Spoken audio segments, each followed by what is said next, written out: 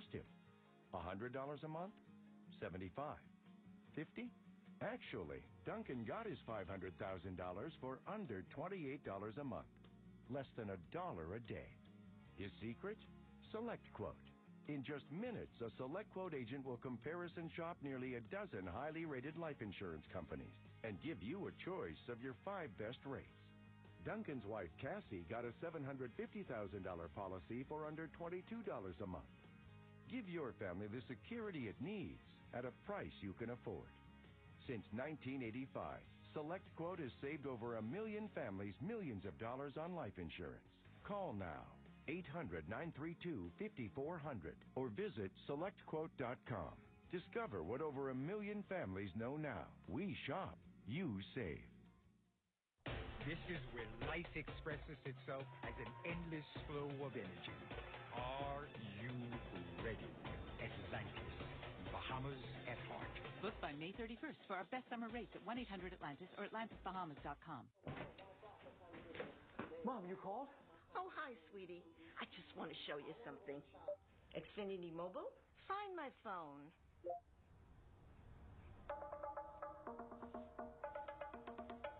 Look at you. This tech stuff is easy. You want a cookie? It's a drone. I know. Find your phone easily with the Xfinity voice remote. One more way Comcast is working to fit into your life, not the other way around. We know the feeling. The day you pick up your new car is a big day. The entire experience has been so easy. I searched Webb's inventory online, and then Mike helped me find the perfect car for me. And the relationship's just begun. You can expect A-plus service from our team for the lifetime of your car. See how Webb Chevy in Plainfield treats you like family by helping you get the vehicle you want at a payment you'll love.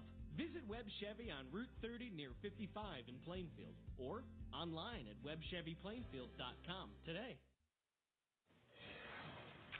President Trump is taking a wait-and-see approach to North Korea's latest threat that it could cancel plans for a historic meeting next month. Can the Korean embassy salvage? We haven't been notified at all. We'll have to see. We haven't seen anything. We haven't heard anything.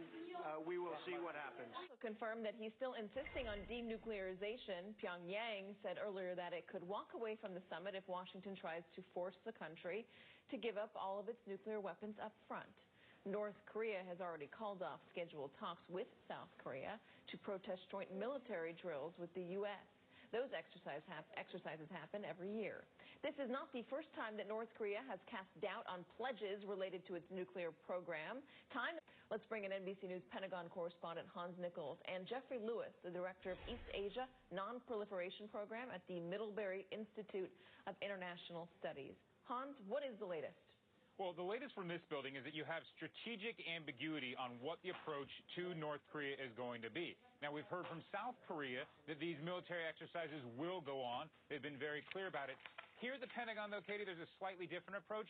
They're saying that these are long-standing exercises. They're stressing that they're defensive in nature.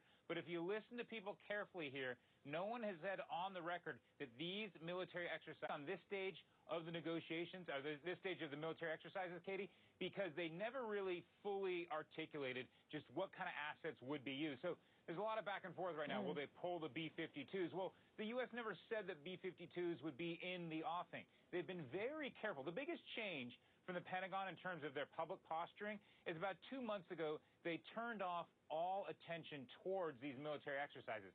Normally, if you want to fly out to Korea, ride along in a tank, they'll let you do it. Not this year, because they wanted to have the diplomats have the space to negotiate. And that's still what they're trying to do here at the Pentagon. But as you heard from the president himself, strategic ambiguity. Jeffrey, what do you think if we do tamp down on the military exercises or allow them to be canceled? What sort of message will that be sending to Kim Jong-un? Well, I think this is really a battle of framing. The North Koreans have been saying that they're not planning to give up their nuclear weapons and that this is really a conversation between two nuclear-powered equals. The Trump administration has been saying quite the opposite, that this is about North Korea giving up their nuclear weapons. And I think some of the things that John Bolton was saying about a Libya-style deal, which didn't really end all that well for Libya, got to the North Koreans. So what I think the North Koreans are doing is they're trying to demonstrate that they are actually the ones in charge and that they're the ones who can force concessions. So it's actually very unclear, as Hans said, whether there were going to be any B-52s involved, but I think the North Koreans will count it as a win if there are no B-52s. And I think the North Koreans are probably pretty happy with Sarah Sanders' statement this morning that seemed to throw John Bolton under the bus when she said that there was no discussion of a Libya-style deal, only a Trump-style deal. In a broader picture, broader context, do you think that Kim Jong-un is going to want to open up North Korea to more Western business, open up its economy? Is that something that a dictator like him is going to welcome in that country?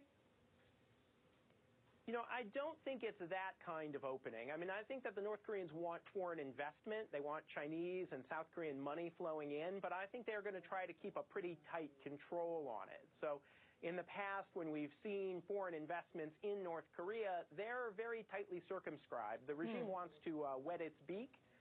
They certainly want to get the benefits of that, but I don't anticipate a kind of political or economic opening of the kind that, for example, we saw in China in the 1980s.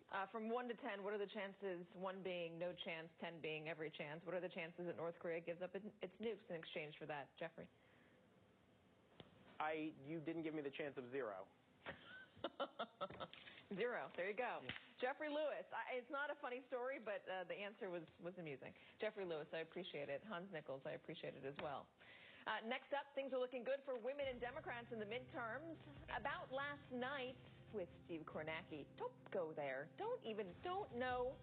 We're talking about the primaries. Coming up right after the break.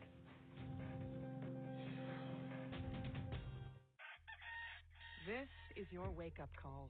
If you have moderate to severe rheumatoid arthritis, month after month, the clock is ticking on irreversible joint damage. Ongoing pain and stiffness are signs of joint erosion. Humira can help stop the clock.